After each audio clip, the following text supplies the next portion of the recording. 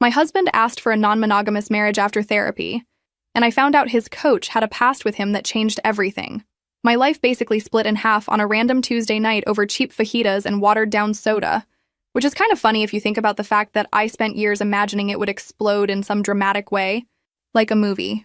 Instead, it was just me and my husband across a sticky table in a noisy restaurant that smelled like burnt cheese, and he was stirring ice in his glass like he was about to ask for extra napkins, not detonate our marriage.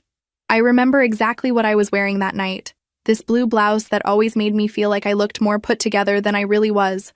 And I was still in my clinic badge because I had rushed straight from work, and he looked at me like he was about to do me a favor instead of set me on fire from the inside out.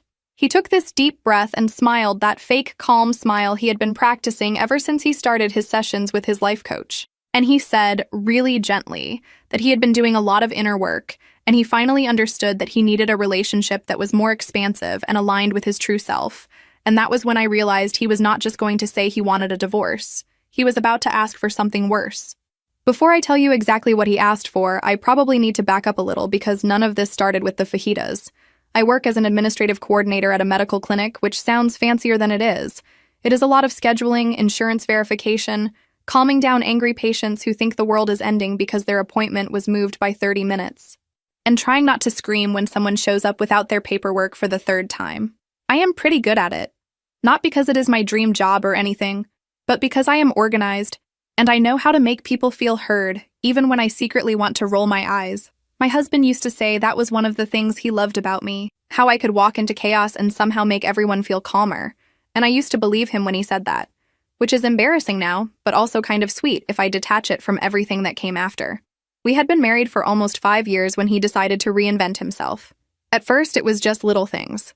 He signed up for this online workshop about unlocking your potential, and started following this life coach on a generic social media app, the kind where everyone posts quotes over sunsets. He said she was different, that she really understood people and did not just throw random inspirational phrases around. And I honestly did not care because I figured it was a phase, the same way he once got obsessed with freezing smoothies and then forgot the blender existed 2 weeks later. Except this time, it did not fade. He started going to in-person sessions with her every week, then twice a week, and then he joined this small men's group she ran with an assistant who sent them daily voice notes about being strong yet vulnerable and holding space for their inner boys or alguma coisa assim. At first, I tried to be supportive. I mean, who am I to get in the way if my husband wants to be happier or more aligned? I even went to one of her public talks, sat in the back in my clinic scrubs, and watched as she walked around the room barefoot talking about fear and passion and how we all abandon ourselves in little ways every day. She was charismatic, I will give her that. She had that kind of confidence that makes you feel like she has already lived 10 different lives and figured something out in each one. My husband could not take his eyes off her, but I told myself that was normal. She was the speaker. He was taking notes. Nothing more. Looking back, that was probably the first time my stomach tightened in that specific way. But I ignored it because I did not want to be the jealous wife who cannot handle her husband admiring another woman's brain. The real shift started 8 months before that Tuesday. He began repeating her phrases at home, almost word for word. He would say things like, "My coach says comfort is the enemy of growth," whenever I suggested we stay in on a Friday night and watch something, or, "She really sees who I am underneath all this conditioning," when I asked why he suddenly needed to spend every weekend at these 3-day retreats she hosted.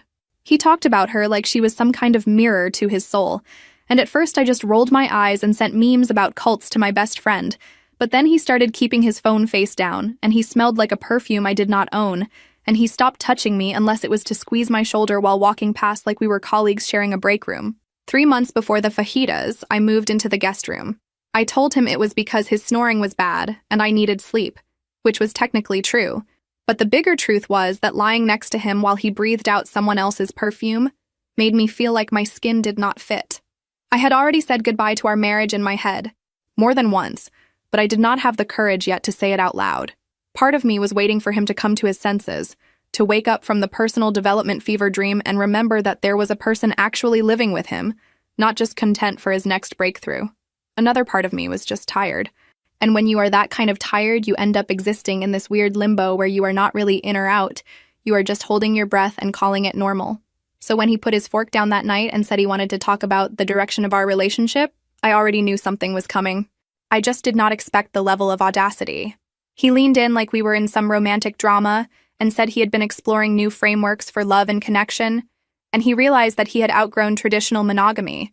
And then he smiled and told me he wanted us to open the marriage so we could both experience more passion and authenticity. Because apparently this was not about him wanting to sleep with other people, this was about my spiritual growth. He actually said that the coaching had helped him reconnect with a part of himself he had buried since college, a part that knew what real passion felt like, and that he wanted me to experience that too, not just comfort. I remember staring at him and thinking, you are actually serious. You are quoting your life coach while suggesting I calmly accept being traded in like a rental car, and somehow you think you sound enlightened. I asked him, as calmly as I could, if this sudden desire for openness had anything to do with one specific person who sends him voice notes late at night, and he swore up and down it was not about anyone in particular, that it was about an energy he had been repressing, and did not want to repress anymore. He said his coach was just helping him remember what it was like to feel truly alive, that she reminded him of who he was back when he was in school and not weighed down by expectations, and that him bringing this to me was a sign of respect because he did not want to cheat. And yes, he really said that. Like asking your wife for permission to emotionally detonate her life is somehow respectful. I did not blow up right there, even though part of me wanted to throw my drink in his face like a soap opera. Instead, I sat there, my hands shaking under the table, and I smiled in that automatic way I had perfected with difficult patience. And I told him I needed time to think. He looked relieved, like he had just successfully completed a negotiation, and he paid the bill with our joint card without even looking at me while he signed the receipt. The drive home was quiet, but inside my head it was loud. This constant loop of, this is it, this is the last straw. You are never going to get back the version of him who actually saw you. That night I lay in the guest bed staring at the ceiling fan, and something in me finally snapped, but not in the dramatic screaming way I always imagined. It was more like a cold decision sliding into place. I could not stop him from chasing whatever he thought he was chasing with that woman, and her workshops, and her inner boy healing, but I could stop myself from sitting there waiting for him to choose me. So the next morning, before I could talk myself out of it, I called a lawyer during my lunch break. I Googled family law in my city, clicked on the first result that did not look terrifying, and told the woman who answered that I thought my husband was about to blow up our marriage in the name of personal growth, and I needed to know my options. The lawyer was calm in that way people get when they are used to watching lives fall apart before noon. She asked questions about how long we had been married, if we had kids, we did not, what our financial situation looked like, and whether there had been any physical abuse.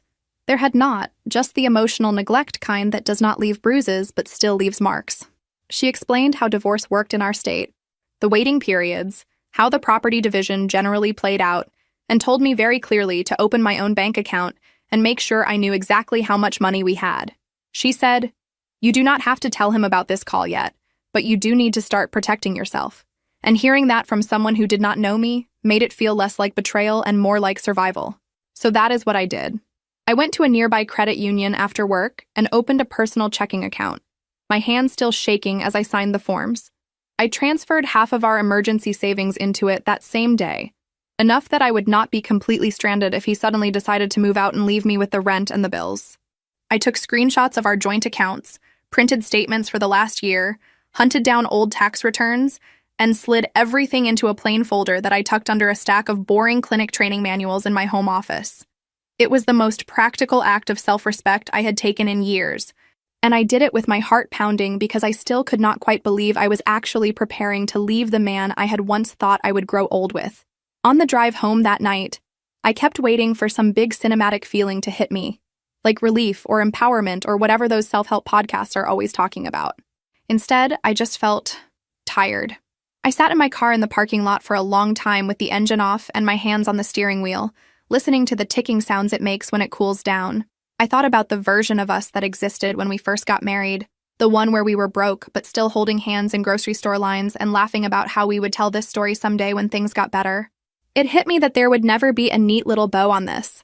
No moment where I would say, "Oh, that is why it all happened." Sometimes things just fall apart in slow motion, and the bravest thing you do is quietly sign your name on a set of forms and decide you are done bleeding out in the dark. While I was digging through the file cabinet in the office looking for the tax forms, I found a folder I did not recognize at first. It was labeled with his handwriting, Class of 2018, and it was tucked behind some old paperwork like it had been jammed there in a hurry. I opened it expecting maybe some random certificates or a schedule, but what I found was a glossy photo of him at his graduation, younger and a little skinnier, with his arm wrapped around a woman whose face I recognized even with the years between the picture and now.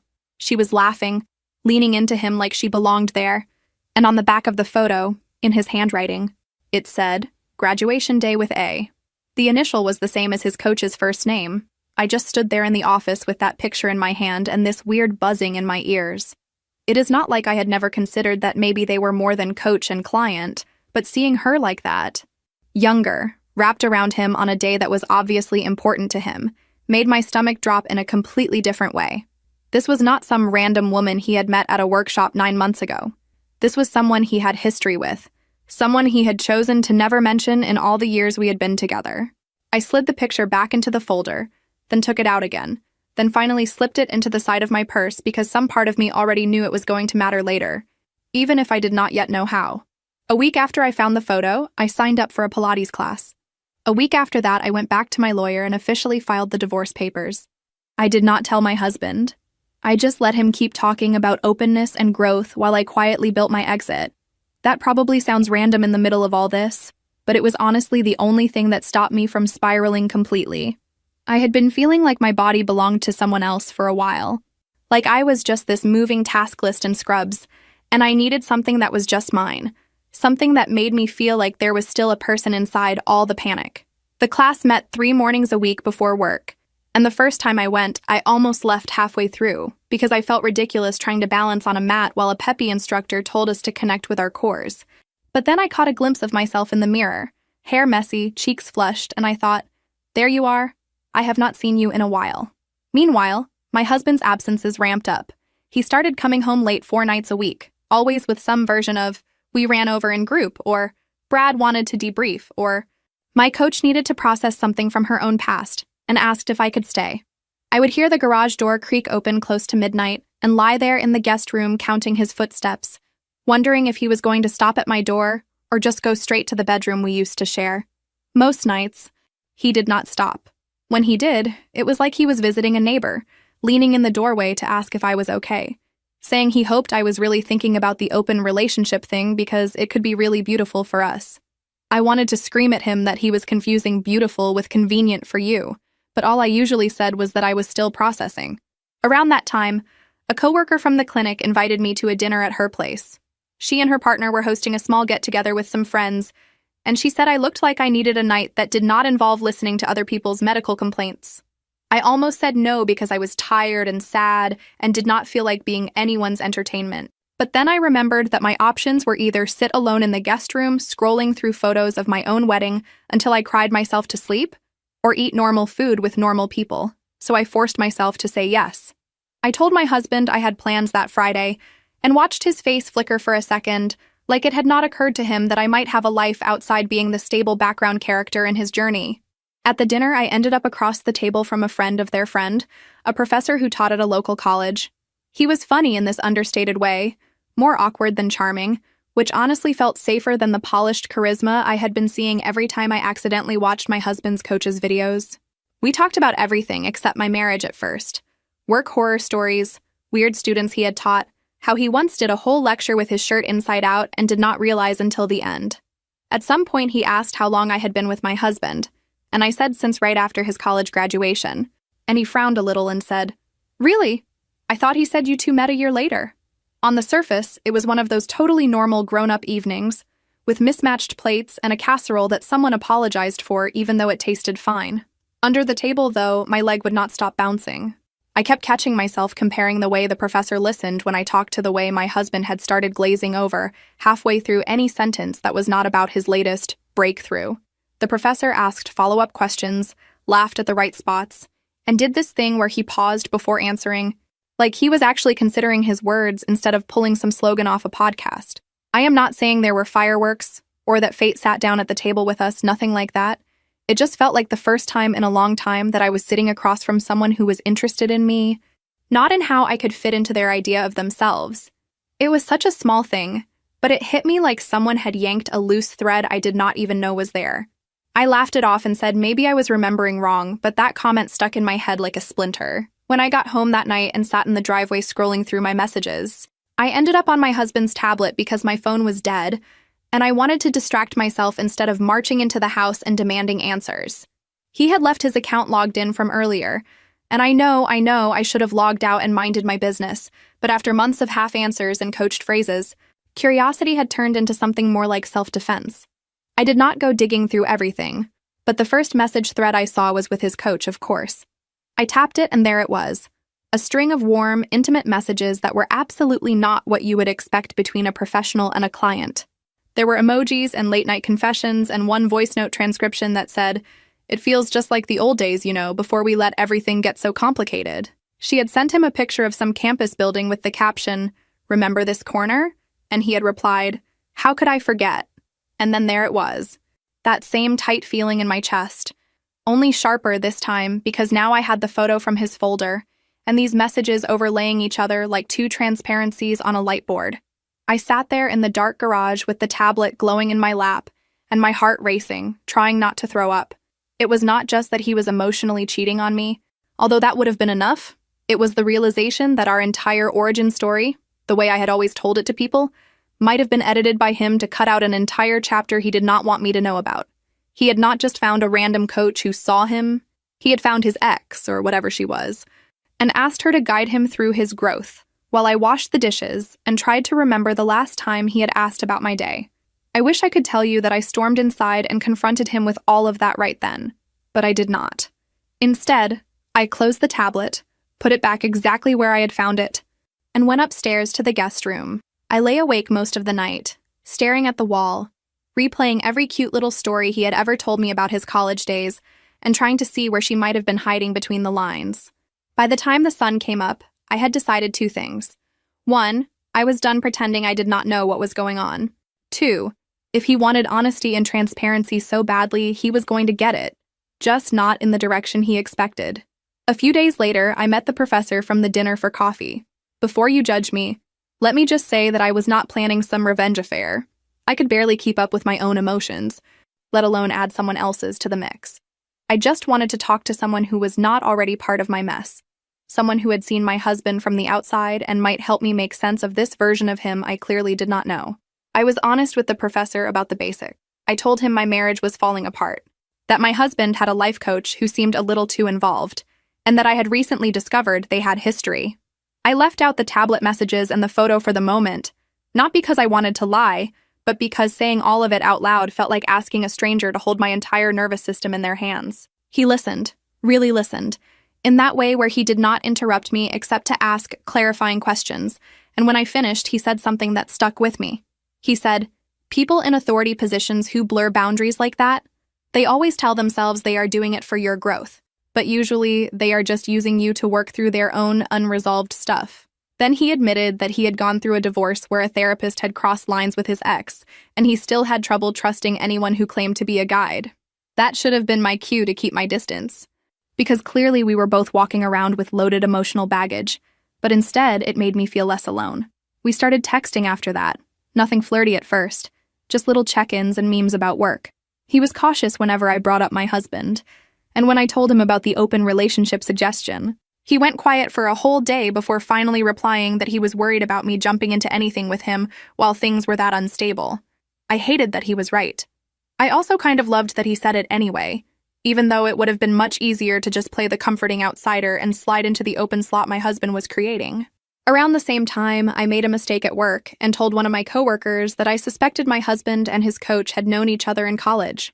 I did not mean to spill that much. It just slipped out when she asked why I seemed so distracted.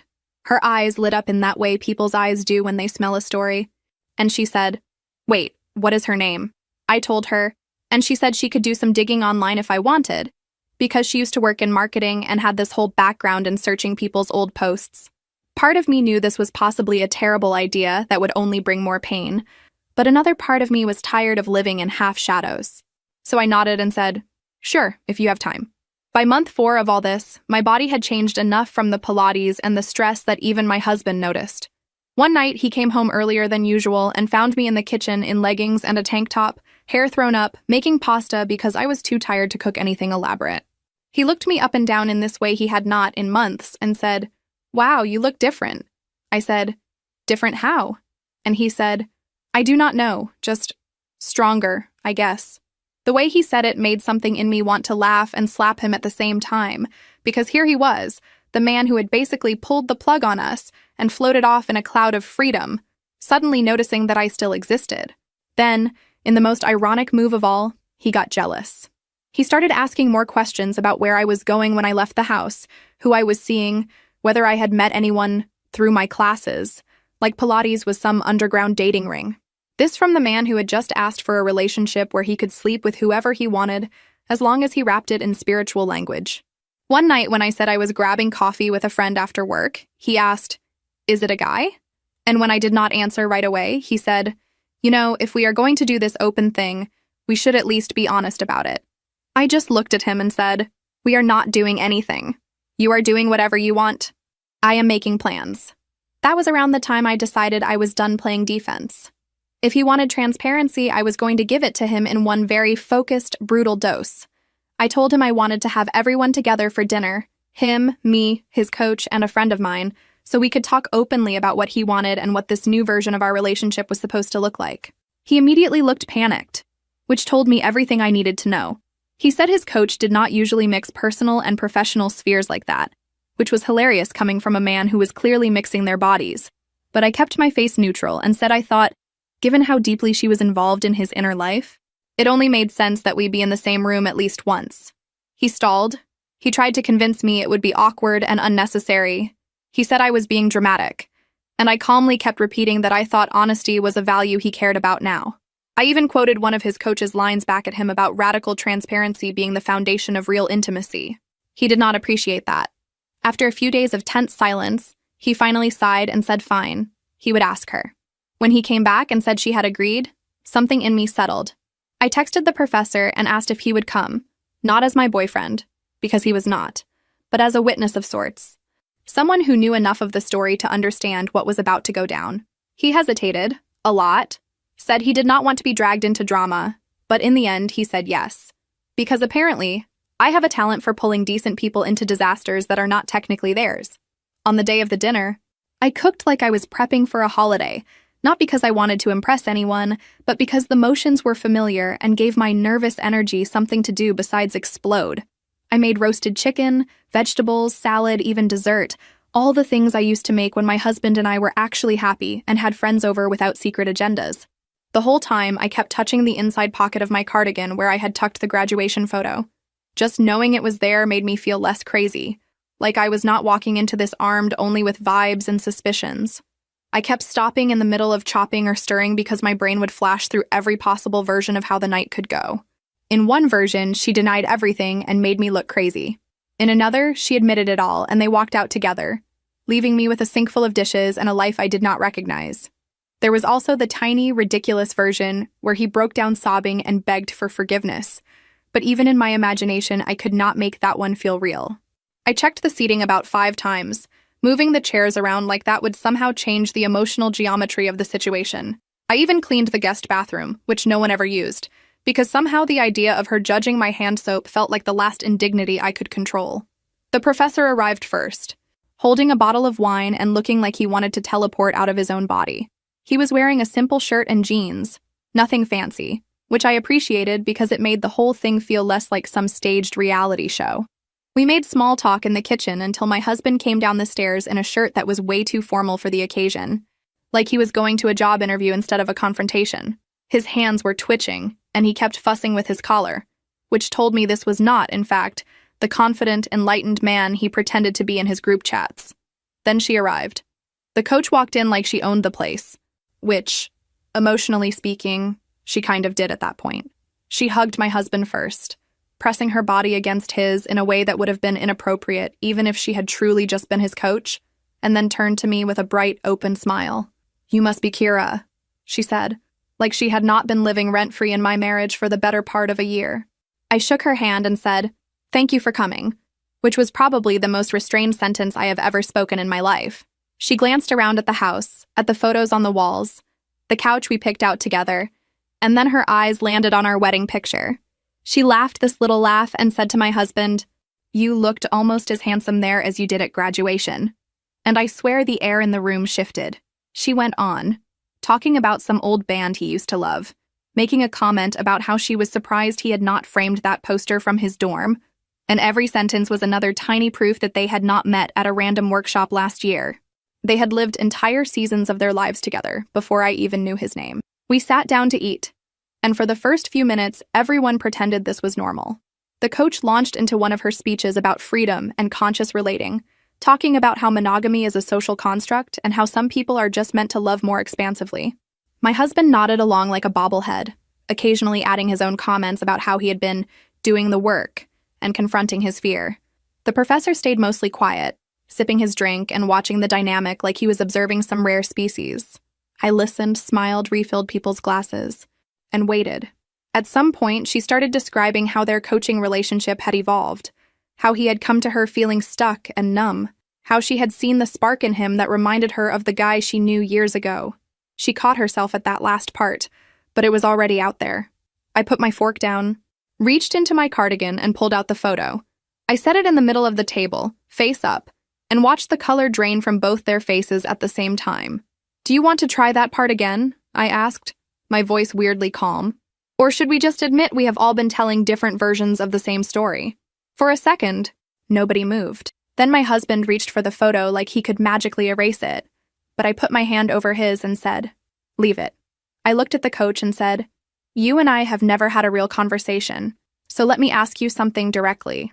Did you ever disclose to me that you and my husband were together in college before you started taking his money as your client and rearranging his entire life?" She opened her mouth like she was about to give a speech, then closed it again, then finally said, "It was a long time ago. It did not seem relevant." I laughed. I could not help it. "Not relevant," I repeated. "The fact that you are his ex and now his spiritual guide who encourages him to have an open marriage is not relevant to the wife paying half the bills in the house where he is trying to implement your theories." My husband started stammering something about how he had meant to tell me, but never found the right moment. And I turned to him and said, "You did not want to tell me because you knew exactly what it would look like." By the time we sat at that table, it had been 2 months since I signed the divorce papers. Then I did the one thing he did not see coming.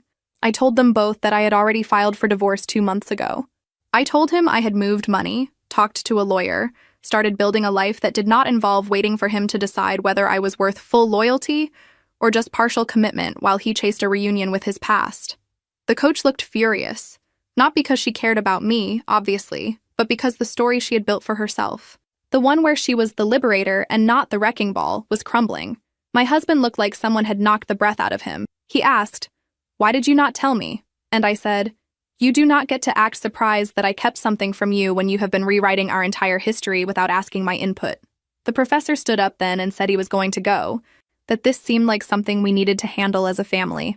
He sent me a text later apologizing for leaving, saying he had frozen because it reminded him too much of his own divorce, and he did not trust himself not to project. I told him I understood. The truth is, I did not need him there to finish what I had started. That dinner was not about him. It was about me finally saying out loud everything I had been swallowing for months. After he left, things got ugly in a different way. The coach dropped the professional mask completely. She looked at me and said, "You have to understand, I knew him before all of this.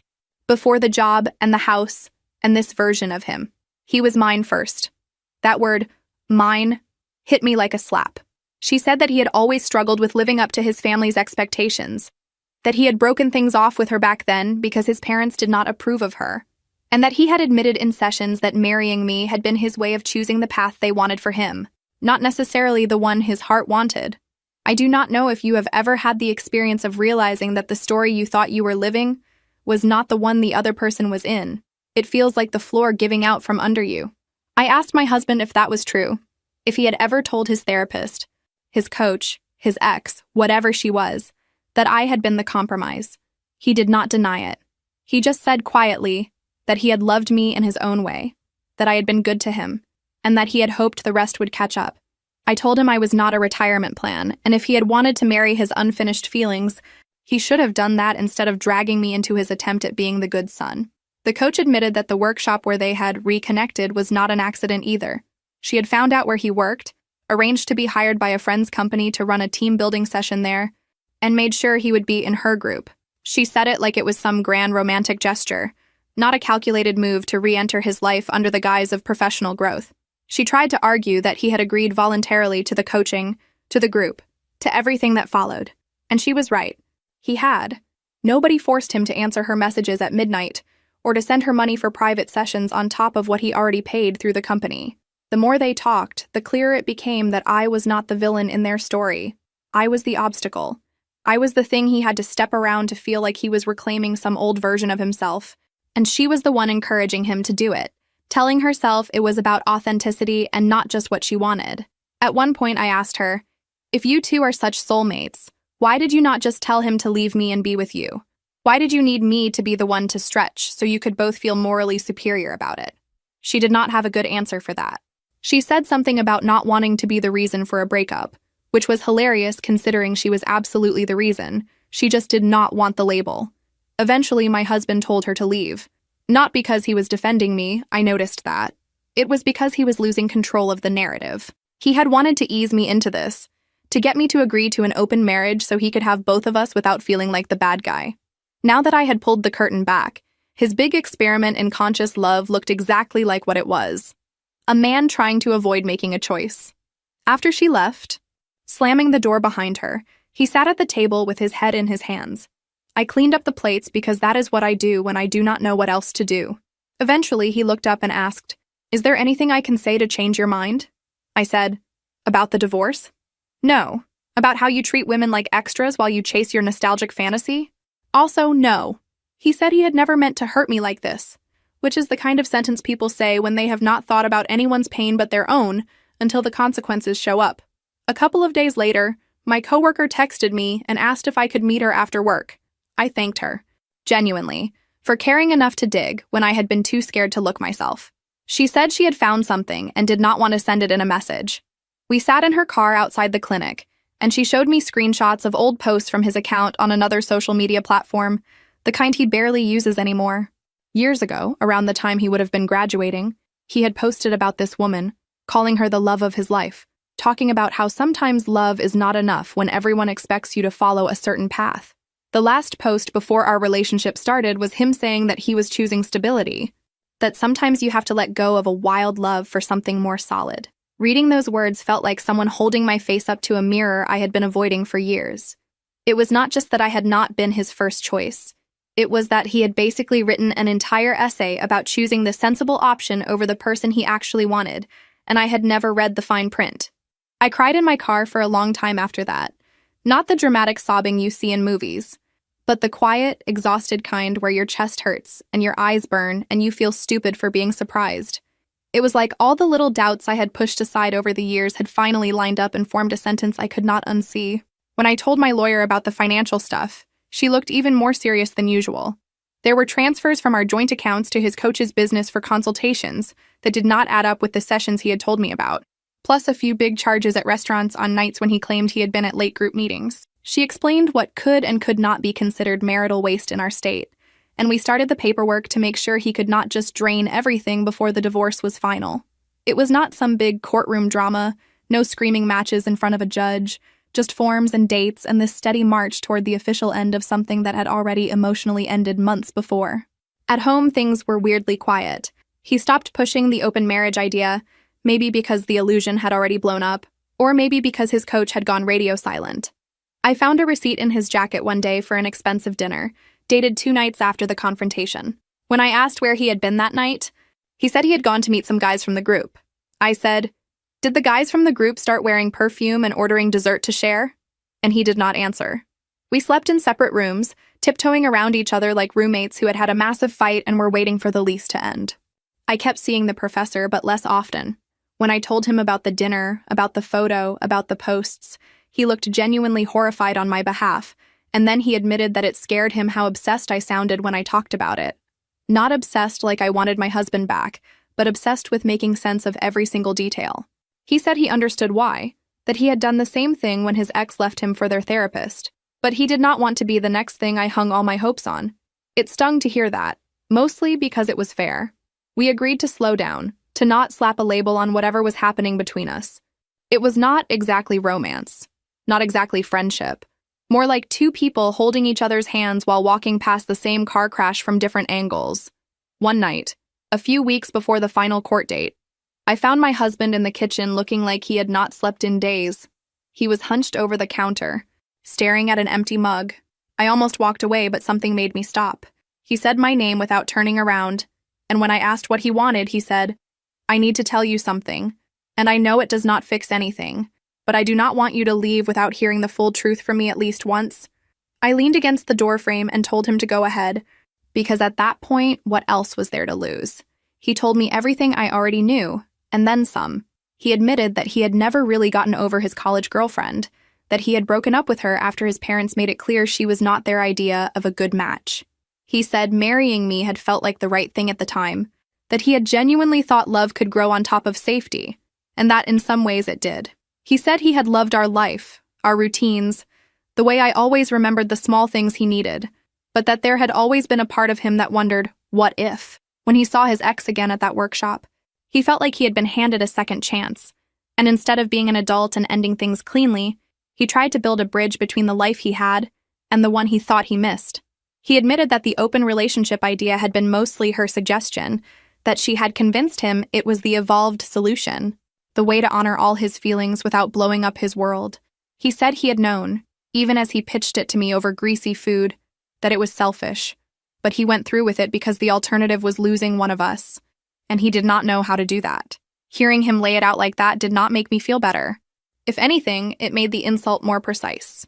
I told him I would have respected him more if he had just said, "I want to be with her," and asked for a divorce, instead of dressing it up as my opportunity for growth. He started crying then, really crying for the first time since this whole mess started. I wish I could say it moved me, but mostly I felt numb.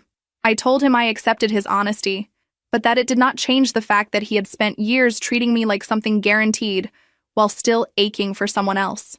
He asked if there was any version of the future where we could rebuild trust.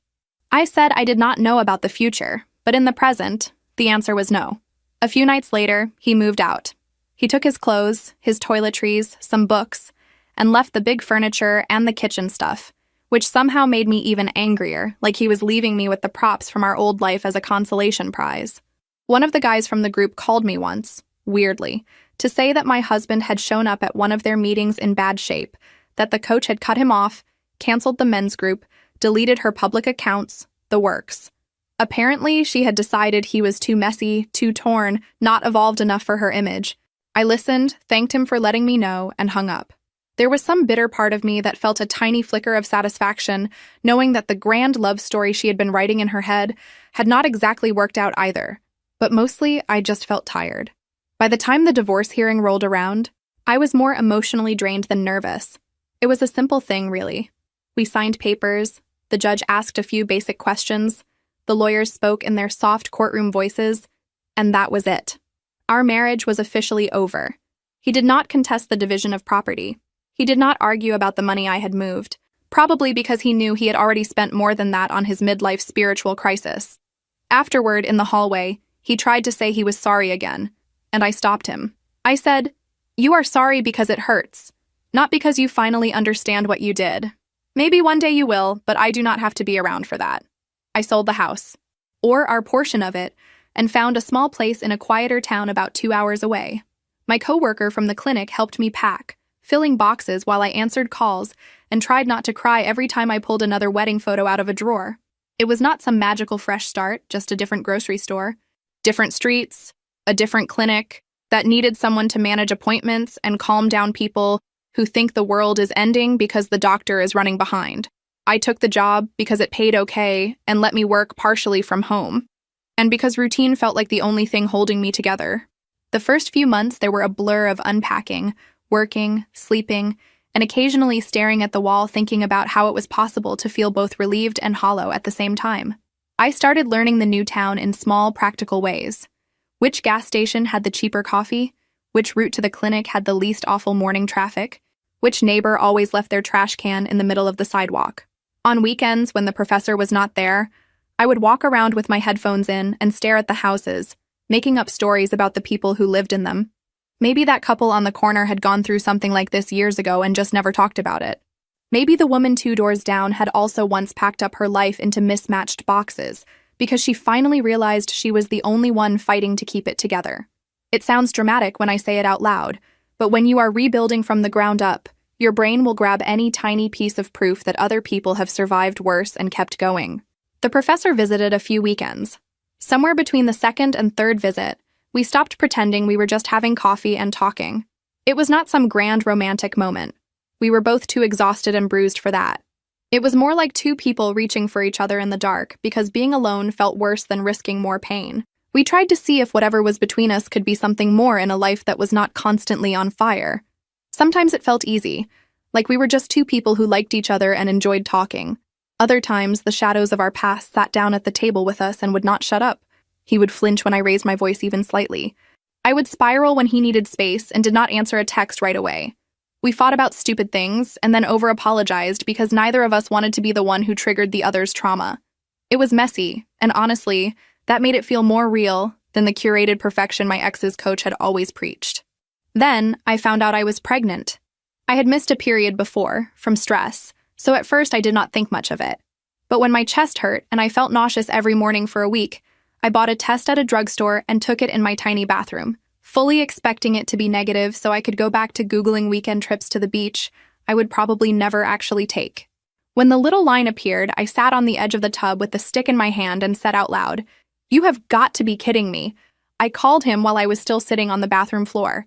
He answered on the second ring, and I did not even say hello. I just blurted out, "I am pregnant," and then started crying before he could respond.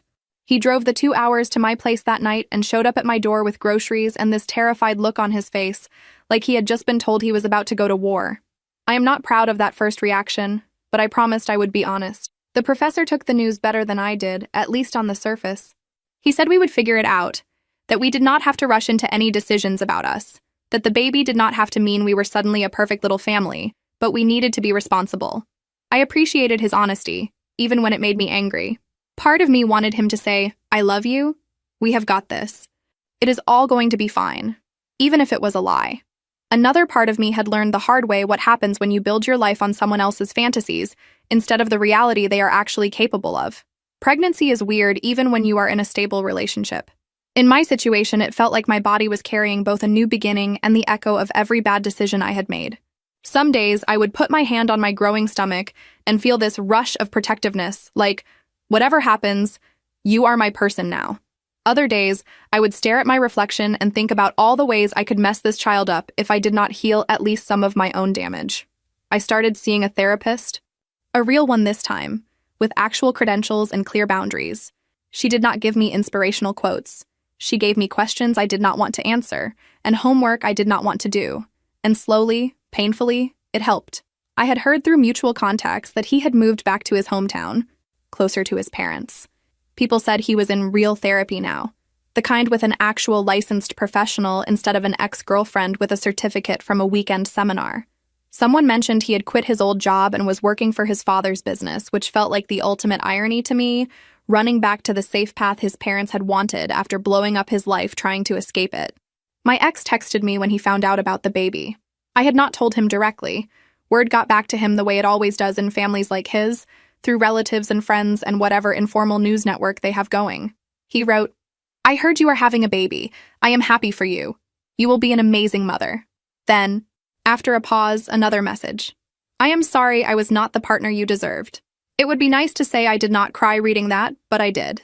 Not because I wanted him back, but because it was the closest he had come to acknowledging that I was not just the stable choice, I was a person he had hurt. I did not reply. There was nothing left to say that would not drag both of us back into a conversation that had already eaten enough of my life. The coach never reached out. Sometimes I would see a familiar face pop up on a suggested connection list on some app and my heart would race, but it was always someone else. Rumor had it that after a few months she moved to another state and started over with a slightly different brand name, new followers, new clients. I am sure there is a whole new group of people out there now being told that comfort is the enemy of growth, while she lines up their pain with her own and calls it fate. It used to make me furious to think about that. Now it just makes me tired. Almost a year had passed since that night at the restaurant with the fajitas, a year of discovery, confrontation, divorce, moving, and somehow, new life. My daughter was born on a cold day in winter. Labor was long and messy and not at all like the serene birth stories people post online. The professor was there, holding my hand, looking as terrified as I felt. When they finally put her on my chest, she was tiny and loud and absolutely perfect in that scary way where you suddenly realize you are responsible for a whole human being's life. I named her after my grandmother, the one person in my family who had ever shown me what unconditional support actually looked like. When I said her name out loud for the first time, I felt something inside me settle in a way nothing else had in months. The nights after we came home from the hospital were a blur of feeding and crying, and me forgetting where I had set down my phone every 10 minutes. There were moments at 3 in the morning where I would sit on the couch with her on my chest, cartoons playing on mute in the background, and think, this is it. This is the part no one can really prepare you for. Not just the exhaustion, but the way your brain keeps trying to run its old programs while your whole life has been quietly rearranged around this tiny person. Sometimes I would catch myself wondering what my ex was doing in those exact moments. Was he sleeping through the night in his parents' house, pretending he had not almost blown up 3 lives because he could not let go of his past?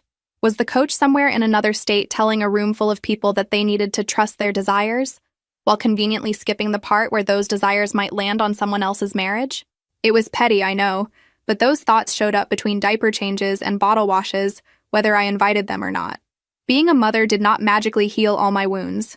I still got triggered, still had days where I resented everyone who had ever lied to me, still had moments where I caught myself wanting to check my ex's profiles just to see if he looked miserable enough. But holding my daughter gave me a different kind of anchor. It made all the boundary work feel less theoretical. When you have a tiny person watching you, even before they understand language, you start thinking about what you are modeling when you let someone treat you like an option. I do not mean I suddenly became some fierce warrior who never doubted herself. I still second-guess things. I still overthink. I just have less tolerance now for stories that require me to shrink. The professor and I are still figuring ourselves out. Some days we feel like a team, trading off baby duties and laughing at how unprepared we both were. Other days we snap at each other over ridiculous things, like who left the laundry in the washer, because underneath the fatigue there is still fear. Fear of repeating old patterns, fear of failing each other, fear of letting the ghosts of our exes sit at the table between us. We talk about it a lot, probably more than most couples. Therapy helps with that too. We are not some fairy tale ending, just 2 people trying not to run away when intimacy feels like walking into a room where all the lights are on. Sometimes late at night when the baby is finally asleep and the house is too quiet, I think about my old life like it belongs to someone else. I can see myself in that blue blouse at the restaurant, trying not to cry while my husband pitched an open marriage like he was offering me a wellness retreat. I can see myself sitting in the car with his tablet, with the photo, with the posts, connecting dots I did not even know existed. I feel bad for that version of me, the one who thought that being chosen at all meant she was chosen fully. If you are wondering whether I regret marrying him, the answer is complicated. Without that marriage, I would not have my daughter. I would not have half the insight I have now about what I want and what I will never tolerate again. But I do regret how long I stayed in the role of the reasonable one while everyone else around me followed their feelings wherever they went. I regret how many times I told myself to be understanding when what I really needed was to be honest. I used to think closure meant getting a neat explanation from the person who hurt you, a confession that lines up with your pain and makes it all make sense. That is not what I got. What I got was a messy half-truth from a man who still barely knows how to sit with his own shame, a confusing silence from a woman who probably tells herself she did nothing wrong, and 100 little realizations that came way too late. And still, somehow, that has to be enough, because life does not pause and wait for you to solve every emotional puzzle before the next one arrives. Now, when I rock my daughter to sleep and she curls her tiny hand around my finger, I do not promise her that she will never get hurt. That would be a lie. What I promise, quietly in my head, is that I will not teach her to be grateful, just to be invited into someone's life. I will not tell her that stability is the same thing as love. I will not raise her to think that she has to turn herself into the most reasonable, accommodating version of herself to earn basic respect. If I can manage that, even with mistakes, then maybe all this chaos will not have been for nothing. I do not know if my ex ever really understood what he did, or if his coach ever saw herself clearly in the story, instead of as the heroine she probably thinks she is. Maybe they both moved on, telling people about the time they bravely pursued their truth and left out the part where someone else had to pick up the pieces. That is their narrative to live with. Mine is different, Mine is the story of how I finally stopped being the middle ground between somebody's past and somebody's fantasy and started being the main character in my own life, even when it felt terrifying, even when it meant starting over with a baby on my hip and no guarantee that this version of the story ends neatly. But when I look around at this small, messy life I am building, it feels like it actually belongs to me, not to someone else's plan. And honestly, after everything, that feels like more than enough for now.